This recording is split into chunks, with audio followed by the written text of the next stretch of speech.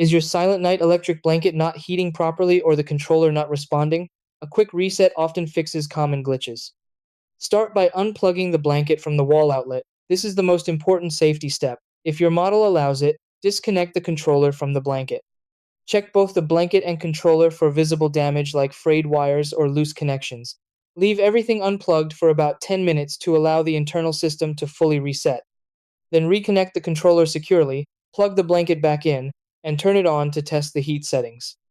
If the reset doesn't work, check your power source. Try a different wall socket and inspect the plug fuse. Many electric blankets use a 3-amp fuse that can blow and stop power completely. For models with timers, hold the power button for a few seconds to reinitialize the controller. Persistent flashing lights or error codes usually indicate a deeper electrical issue, and customer support should be contacted. Always prioritize safety. Never leave the blanket on unattended. Inspect it regularly for wear, and replace it if you notice exposed wiring or significant damage. Most electric blankets should be replaced every 8 to 10 years for safety and reliability.